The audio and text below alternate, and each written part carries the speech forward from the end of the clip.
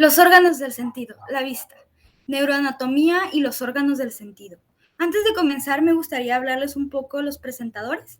Alan Valderrama, Jesús Briones, Caleb Martínez, Dayana Arámbula, estudiantes de Ingeniería de la Universidad Autónoma de Baja California. Antes de comenzar a hablar un poco de la anatomía del ojo, me gustaría hablarles de lo que es el fenómeno de la visión. Ok, por la pupila pasa la luz hacia el interior del ojo. El iris controla el diámetro de la pupila que regula la intensidad luminosa que recibe el ojo. Cristalino se encarga de enfocar las imágenes sobre la retina. Los nervios que se dirigen al cerebro forman el nervio óptico que sale de la retina. La córnea refracta los rayos luminosos y el cristalino enfoca las cosas. Los músculos ciliares cambian la curvatura de la lente, cambian su potencia y así se logra el buen enfoque y la formación de las imágenes en la retina. Y el ajuste se llama acomodación. Los ojos son una de las partes más expresivas del ser humano y además son los órganos responsables de uno de los sentidos más desarrollados del ser humano, que es la vista. A grandes rasgos, me gustaría hablarles un poco de las capas del ojo y más adelante lo hablaremos con un poco más de profundidad. El ojo humano está formado por las siguientes capas de afuera hacia adentro. La capa externa, que está conformado por la esclerótica y la córnea, la capa media, coroides, iris, cuerpo ciliar y cristalino, la capa interna, retina, humor acuoso y vitreo. Aquí podemos ver una ligera parte de la capa externa que está constituido por las cejas, las pestañas, los párpados. ¿Por qué los menciono ahorita? Bueno, es importante mencionar esa parte porque son los elementos que protegen del exterior al ojo. Incluso el globo ocular también pues está en contacto con el exterior. A grandes rasgos, de manera anterior, imaginando que está en una posición anatómica, podemos entender que esta sería la parte anterior, donde tenemos la conjuntiva, el iris, la pupila, el cristalino, la córnea, el humor acuoso, y de una parte más posterior a esta tenemos la esclerótica, la coroides, la retina, la mácula, el nervio óptico y el humor vítreo, que más adelante lo vamos a entender. De aquí me pasaría yo con uno de mis compañeros para que les expliquen a más profundidad y a grandes rasgos cómo está constituido el órgano del sentido, la vista. Ok, yo les voy a explicar un poco sobre la capa externa que tenemos la esclera y córnea, ¿sí? Entonces, la esclerótica es o también llamada esclera, es la única que junto con la córnea forma la capa fibrosa externa del globo ocular, ¿sí? Está compuesta de tejidos conjuntivos y fibras elásticas que le dan una consistencia fuerte, permitiéndole mantener la forma del ojo a pesar de alcanzar un espesor máximo de 1 milímetro. En su parte delantera presenta las inserciones de los músculos extrínsecos del ojo y en el polo posterior la salida del nervio óptico, la vena central de la retina y accede al interior del ojo la arteria central de la retina, ¿sí? Tenemos un espesor de la esclerótica, varía desde los 0.3 milímetros inmediatamente por detrás de la inserción de los músculos rectos, ¿sí?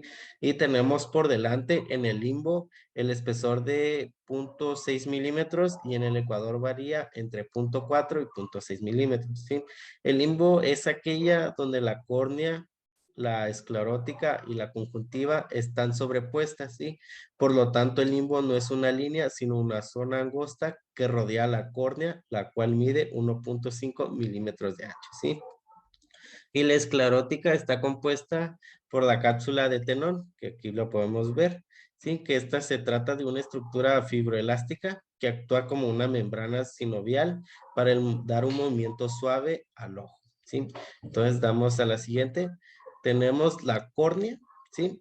La córnea es la posición anterior clara y transparente de la capa externa del globo ocular. Es la superficie más refractante del ojo y la más sensible debido por la gran cantidad de fibras nerviosas que ésta contiene, ¿sí? Su función fisiológica principal es mantener la superficie del ojo lisa y transparente, mientras que protege el contenido intraocular, ¿sí? Se contiene con la esclerótica, ¿sí? Como ya lo habías dicho anteriormente. ¿sí? Tanto por delante como por detrás se encuentra la córnea bañada por líquidos que le proporcionarán los nutrientes para el metabolismo corneal, ¿sí? Dado que no tiene vasos sanguíneos, ¿sí? Las lágrimas se encargarán de humedecer el epitelio corneal o cara anterior y el humor acuoso hacen posible la nutrición desde la cara posterior o endotelial, de la cual hablaremos más adelante, ¿sí? Que aquí está. Mide aproximadamente de 12.5 a 11.5 milímetros de diámetro, ¿sí? Y tenemos un espesor de aquí de la córnea entre 0.52 milímetros que periféricamente aumenta a 0.65 milímetros, ¿sí? Histológicamente presenta 5 capas que tenemos el epitelio, capa de Bowman, estroma, membrana de Descemet y el endotelio, que aquí se pueden ver, ¿no? Epitelio corneal, membrana de Bowman, estroma, membrana de Descemet y endotelio, ¿sí? Entonces tenemos que el epitelio es estratificado, escamoso, no queratinizado y no secretor, ¿sí? Con un espesor de 5 a 7 células, ¿sí? La capa de Bowman es una condensación acelular del estroma superficial, ¿sí? El estroma forma más del 90% del espesor de la córnea. La membrana de Descemet, que consiste en colágeno tipo 4, es secretada por el endotelio. Y por último, el endotelio consiste en una monocapa de células hexagonales, ¿sí? Y además cuenta con la película lagrimal, que de este lado derecho lo tenemos, ¿ok? Que nos dice capa lipídica secretada por las glándulas de meibomio, ¿sí? Las cuales retrasan la evaporación, ¿no? Capa acuosa secretada por las glándulas lagrimales, CO2 nutrición, y capa mucinosa, que las células calciformes conjuntivales se encargan del sustento a la película lagrimal, ¿no? Que por este lado tenemos las dos imágenes, ¿ok? A mí me toca hablar sobre la capa media del órgano de la vista. También denominada túnica vascular, es una capa ricamente vascularizada y es aquí en donde principalmente se llevan a cabo los movimientos del ojo. Se encuentra conformado por 3 capas que coexisten entre sí, que es la coroides, el cuerpo ciliar e iris. Iris es la parte anterior de la capa vascular, se proyecta desde el cuerpo ciliar y es una estructura que puede variar en su pigmentación, dependiendo de la cantidad de melanina y su distribución a lo largo del iris, caracterizándose por dar el color a los ojos. Como vemos la imagen, es esta parte de aquí. En su centro contiene una apertura situada en el centro del iris, que por la que entra la luz, denominada pupila. El iris tiene una capacidad de modificar el diámetro pupilar, controlando la cantidad de luz que se dirige hacia la retina. Los cambios del diámetro de la pupila se deben a 2 músculos. El dilatador, que a la hora de entrar la luz a la pupila, produce lo que se conoce como midriasis y la dilata. Y el otro músculo es el esfínter, que a la hora de entrar la luz produce la miosis y contrae la pupila. Cuerpo ciliar. Es una estructura triangular y hace puente entre las estructuras anteriores y posteriores del ojo. Es muy pigmentoso, que se encuentra entre el coroides y el iris. El cuerpo ciliar rodea el ojo como un anillo de forma ligeramente asimétrica. Viene siendo esta parte de aquí, como está señalado. Este es el iris y aquí se encuentra.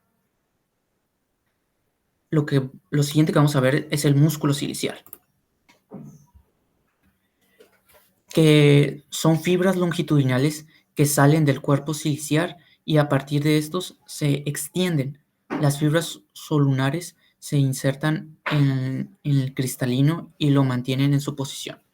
El cristalino viene siendo esta parte cóncava de aquí, pero lo que nos importa viene siendo el músculo ciliar, que si le hacemos zoom, vienen siendo estas pequeñas fibras de aquí. El cristalino es una estructura transparente que contribuye la lente de proyección que proyecta la luz sobre la retina.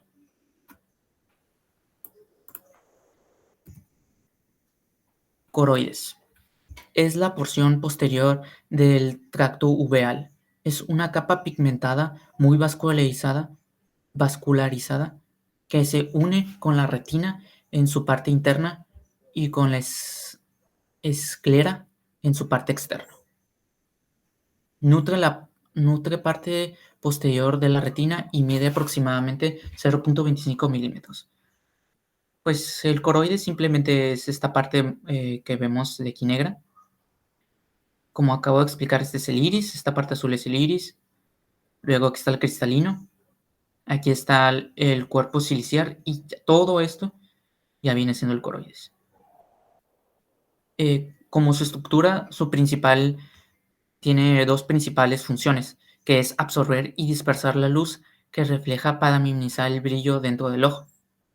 Y la otra es nutrir las células de la retina, ya que pues, como está muy pegado a la retina, una de sus principales funciones viene siendo nutrir.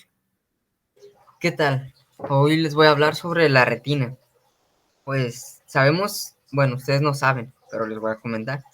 Es sensible a la luz y pues está situada en la parte superior interior del ojo. De hecho, les comparto la diapositiva, aquí está. Aquí está, es sensible y es delgada al sol y pues está en la parte superior del ojo. Y pues es similar a una tela pues donde se proyectan las imágenes. También pues está formada básicamente por varias capas de neuronas y interconectadas pues mediante sinapsis. Se divide pues en la papila o disco óptico, que pues no tiene fotorreceptores por lo que se llama el punto ciego. Y pues la molécula núclea pues es la que se aparece como una manchita amarilla y es la zona pues de mayor agudez visual y pues nos sirven otras cosas pues para poder leer y distinguir las caras de las personas.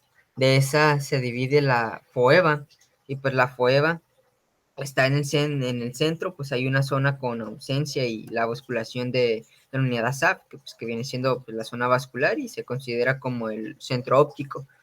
Y de ahí le sigue la foveola y pues esta se observa como un reflejo brillante pues, en el centro de la faove. Y por último, pero no menos importante, está la hora serrata, pues esta está en contacto con el cuerpo ciliar y es el límite pues anterior de la retina. Seguimos a la siguiente diapositiva, que es el humor acuoso. El humor acuoso pues se renueva cada 90 segundos en condiciones pues normales. Es esta parte de aquí que sobresale. Y pues otras de sus funciones es estructurar, ya que pues ayuda a las estructuras que se deforman en la cámara anterior y posterior, y pues esto hace que no se puedan permanecer pues por sí mismas en su posición y pues se colapsan. Y de ahí seguimos con el humor vítrico, pues está compuesto pues por el 90% de agua y se supone que 4 esquinas, partes del volumen total pues del ojo y crece y pues, de la vasculación. También es más denso que el humor acuoso y esta se divide pues en 3 partes, la de hígados o membrana hidrolai, pues que esta es fina membrana que rodea por fuera y también que existen hilados posteriores y anteriores. De ahí le sigue el vítreo central, pues este posee menor densidad y pues el córtex. Y a lo contrario, pues que el humor acuoso, el humor vítreo, pues no se remueve, pues ya que se forma durante la vida embrionaria. O sea, esta es la parte interior, son estas venitas. El humor vítrico viene siendo todas estas venitas que podemos ver aquí, a diferencia del humor acuoso, que es esta parte que se mantiene como por fuera. Y pues para concluir, cuiden mucho su retina y cuiden mucho su amor vítrico, porque si no, pues se pueden quedar un poquito ciegos. Ok, yo les voy a explicar la vía visual. Vamos a tener dos retinas, la temporal, que son las líneas que se muestran en los laterales, y en el área medial encontramos las retinas nasales, las cuales se van a decusar de forma contralateral. Ambas van a emitir a sus haces para formar el nervio óptico, y las retinas temporales seguirán su curso del mismo lado. Lo que vemos en medio es el quiasma óptico, ¿sí? Lo posterior a esto tendremos lo que es el tracto óptico, ya sea izquierdo o derecho, ¿sí? Los cuales seguirán hasta el núcleo geniculado externo o lateral que se encuentran al nivel del mencéfalo. Finalmente llegará al área 17, 18 y 19 de Brodmann en el cerebro, que son las encargados de la visión, los cuales están en el lóbulo occipital. Compañeros, yo les voy a explicar lo que son las áreas de Brodmann y cuáles son las que utiliza el nervio óptico. Como primero tenemos el área 17, que lo tenemos de este lado aquí atrás, ¿sí? Que esta su función es la de unir en una sola la información que llega de los dos ojos, ¿ok?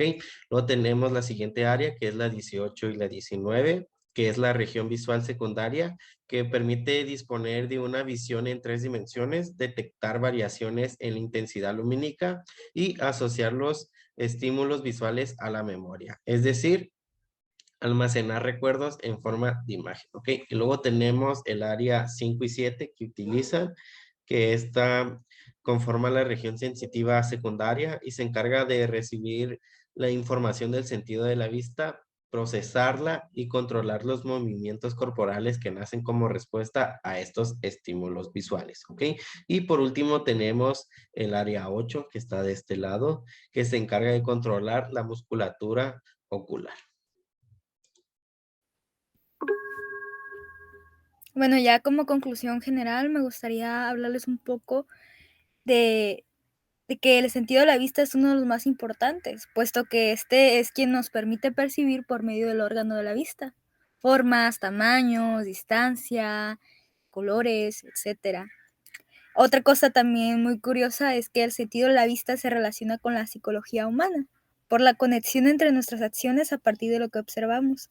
A partir de nuestros sentidos, especialmente la vista, nosotros determinamos qué pensamos, qué hacemos o qué no hacemos.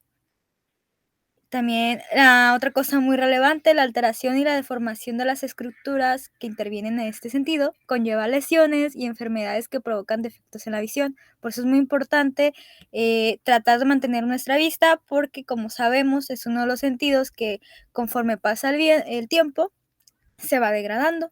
Entonces es muy importante cuidarlo. Y pues con esto cerramos.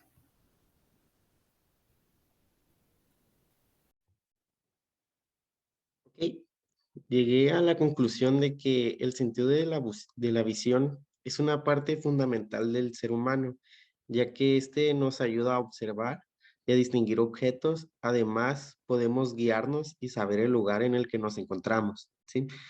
Y también es importante saber un poco sobre la anatomía y la vía visual, ya que gracias a esto, en caso de tener una complicación, sabríamos en qué nivel de la vía se encuentra afectada.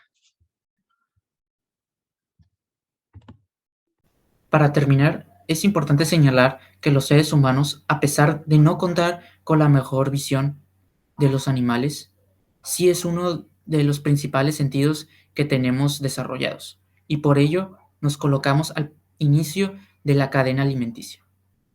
Por otra parte, podemos ser independientes de él, ya que las personas que tienen la discapacidad de la ceguera siguen adelante.